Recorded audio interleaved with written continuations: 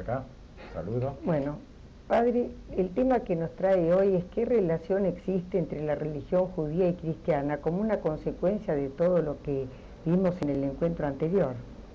Sí, habíamos hablado bastante sobre el concepto del Mesías, si Cristo es el Mesías, etc.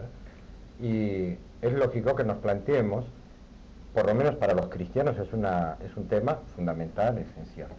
¿Cuál es la relación que existe entre la religión judía y la religión cristiana? Que va en paralelo, aunque no es idéntico, al tema de cuáles son o deberían ser las relaciones ideales entre judíos y cristianos. Ese es un tema más bien sociológico, de convivencia humana, etc. Pero el tema que nos han preguntado es cuál es la relación que hay entre la religión judía y la religión cristiana, ¿verdad? Que es decir, cuáles son las actitudes que tenemos con Dios en cada uno de los dos pueblos. Tal vez desde el punto de vista católico, que para nosotros el tema es esencial. Para muchos judíos el tema no es en absoluto esencial y no les importa si es que ellos tienen algo que ver con los cristianos o no, o si tienen alguna relación con su religión. Hay judíos, hay rabinos que no les interesa el tema, pero para los cristianos es un tema inevitable, esencial, porque nosotros nos sentimos, como ha dicho el Santo Padre Juan Pablo II, nos sentimos como tratando con nuestros hermanos mayores, cuando tratamos con el pueblo de Israel, con los judíos, porque ellos fueron los primeros que recibieron las primeras noticias de que algún día Dios vendría personalmente a este mundo, ¿verdad?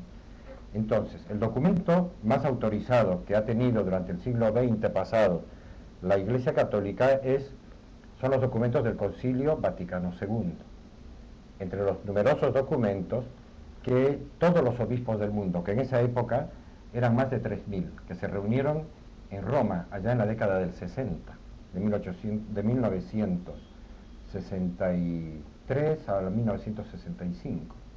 Estuvieron reunidos y uno de los documentos que aprobaron se llama la Declaración Nostra Aetate, que siempre lleva el título en latín, pero que se funda en las primeras palabras, que quiere decir en nuestra época, ¿no? Actualmente. ¿Cuáles son las relaciones que tiene la Iglesia con las religiones no cristianas? Y habla de varias. En especial, este documento se refiere a las relaciones con dos de las grandes religiones monoteístas, con el Islam, con los musulmanes, y con los judíos.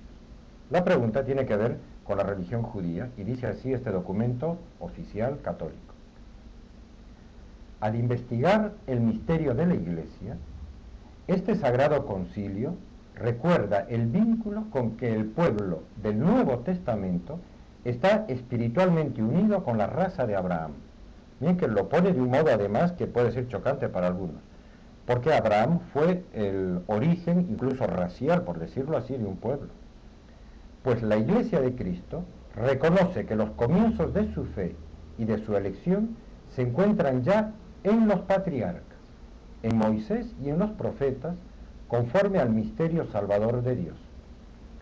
Reconoce que todos los cristianos, hijos de Abraham según la fe, están incluidos en la vocación del mismo patriarca y de la salvación de la Iglesia, y que la salvación de la Iglesia está prefigurada con la salida del pueblo elegido de la tierra de la esclavitud, que es Egipto, a la tierra de la libertad, que es Israel, la tierra prometida. La Iglesia Católica no puede olvidar que ha recibido la revelación del Antiguo Testamento, es decir, de la Biblia judía, por medio de aquel pueblo con quien Dios, por su inefable misericordia, se dignó establecer la primera alianza. Ni puede olvidar que se nutre de la raíz del buen olivo. El buen olivo es el pueblo de Israel, en que se han injertado las ramas del olivo salvaje, que son los gentiles, es decir, nosotros. Cree pues la Iglesia que Cristo, que es nuestra paz, reconcilió por medio de la cruz a judíos y gentiles, y que de ambos hizo una sola cosa en sí mismo, un solo pueblo. Esa es la postura cristiana, y estamos convencidos de que llegará el día en que todos los cristianos, de toda denominación, porque entre los cristianos actualmente también hay problemas internos, todos los cristianos y todos los judíos formarán un único rebaño bajo un único pastor, que es el Mesías Salvador. Esa es, digamos, nuestra convicción.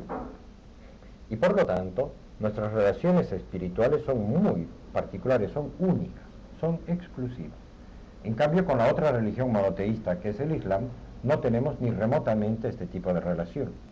Nosotros del Islam no hemos recibido nada, los cristianos, porque Mahoma, el Islam, aparecieron 600 años después de Cristo.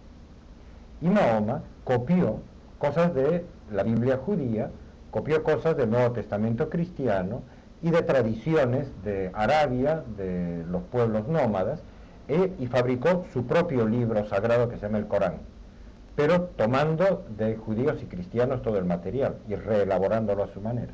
Él también dice que los musulmanes son hijos de Abraham, o sea, todos se reconocen hijos de Abraham.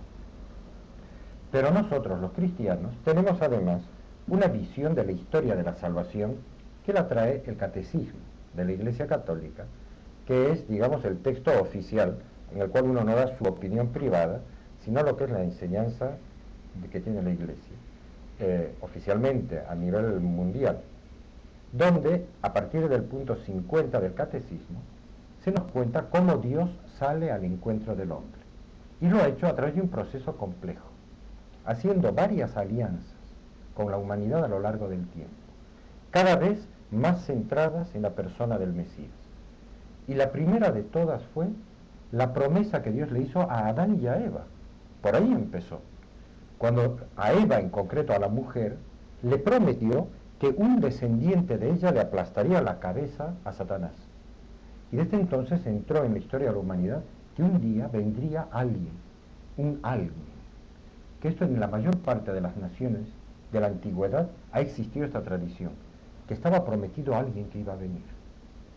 Incluso antes del nacimiento de Cristo hay un libro, que ese sí se lo conoce muy bien, del historiador romano Tácito, del siglo I, o sea, muy contemporáneo a Cristo, que dice que en todo el oriente estaban las voces que decían que pronto saldría de Israel el que iba a salvar a todo el mundo. O sea, se escuchaba que de Israel venía la salvación. Pero la primera promesa fue a Adán y a Eva. Después, cuando el género humano se multiplicó y pecó y se apartó de Dios, y vino ese famoso castigo del diluvio, Dios hizo una nueva alianza con Noé. Y Noé es el representante de todas las naciones del mundo.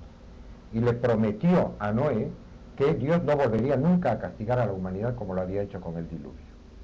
Y después de Noé, Dios eligió con el tiempo a Abraham para que creara un pueblo semita muy especial, que es el pueblo judío.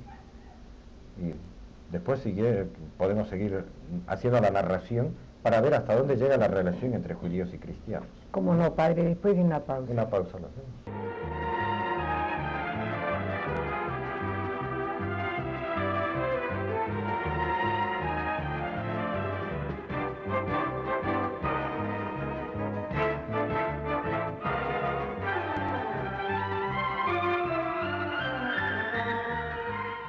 Bueno, padre, estábamos viendo entonces cómo Dios, el proceso de cómo Dios sale al encuentro del hombre. ¿Verdad? Sí, y enfocándolo hasta llegar a ver cuál es la relación de la religión judía con la religión cristiana, ¿verdad? Entonces, estábamos contando cómo Dios ha ido haciendo promesas y alianzas en diversas épocas de la historia humana.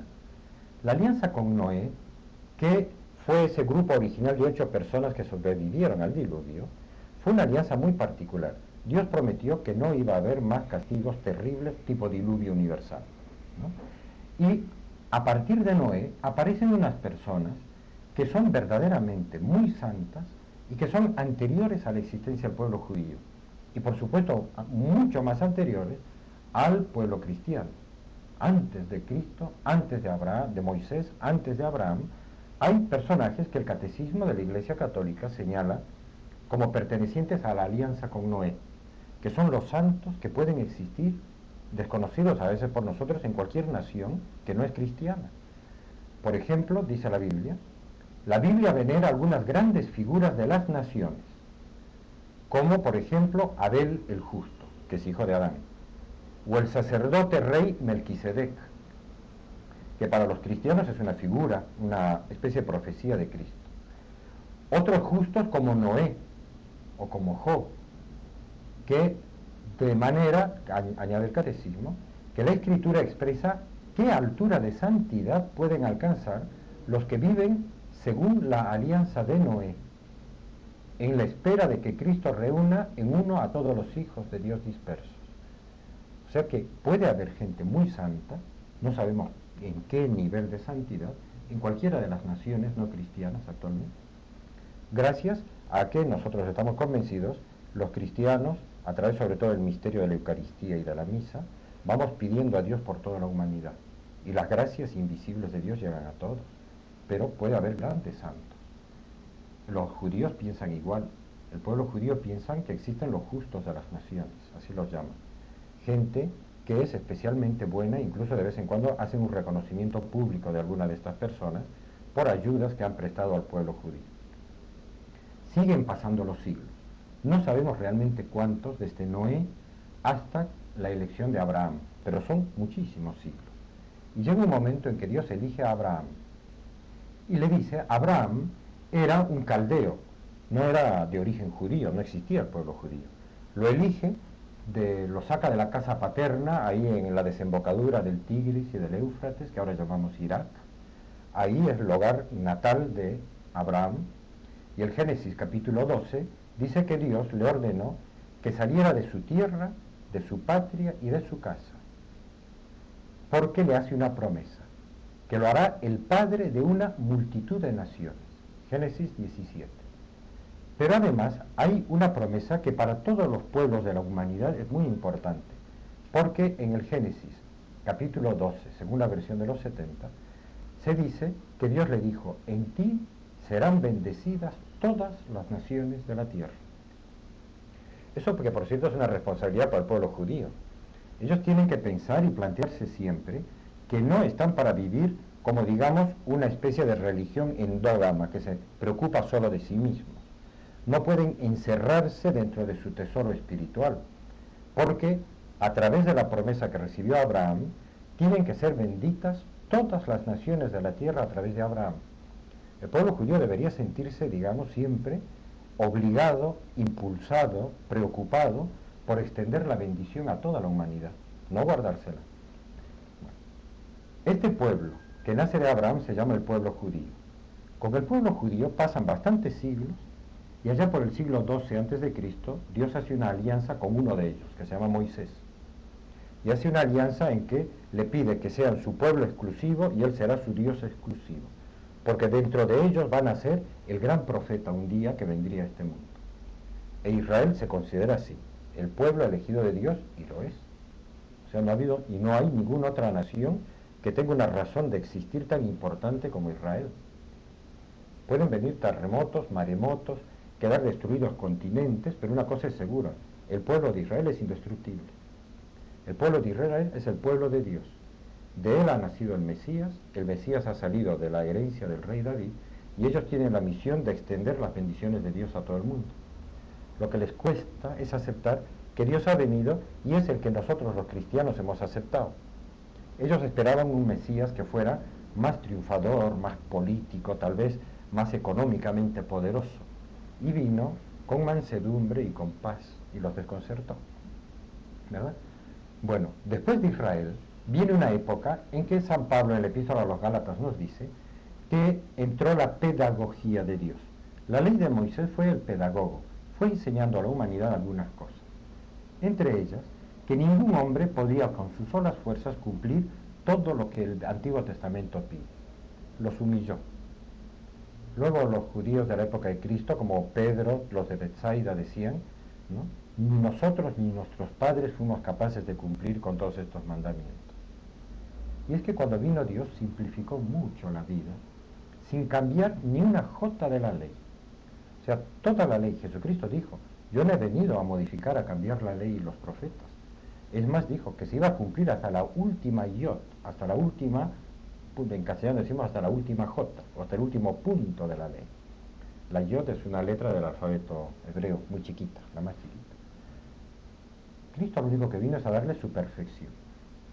De modo que los católicos, sobre todo, decimos que estamos viviendo ya no dentro de una minucia de normas, que en total en el Antiguo Testamento hay, si no me equivoco, son 813 mandamientos, o 613, ahora no recuerdo bien la cifra, agobiantes. En cambio, Cristo dijo que todo se reducía a amar a Dios con todo el corazón, con toda la mente, con todas las fuerzas, con toda el alma, y amar al prójimo como Cristo nos amó. El Jueves Santo dijo que os améis como yo os he amado. Ahí se simplificó todo. Ahora, vivir eso es muy difícil y heroico, y hace falta la presencia de Dios interior. Eso que Israel no sabía que podía ocurrir. Que nosotros, cada uno individualmente, nos volviéramos templos vivos de Dios.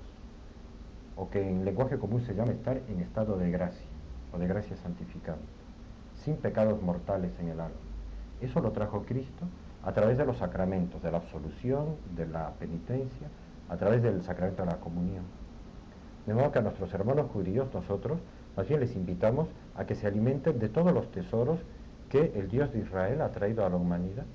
Es una pena, ¿no?, que ese banquete maravilloso lo disfrutemos en este momento africanos, asiáticos, latinoamericanos, eslavos, los de las profundidades del Asia, y no Israel, cuando es especialmente para ellos, para quienes ha traído Dios todo esto.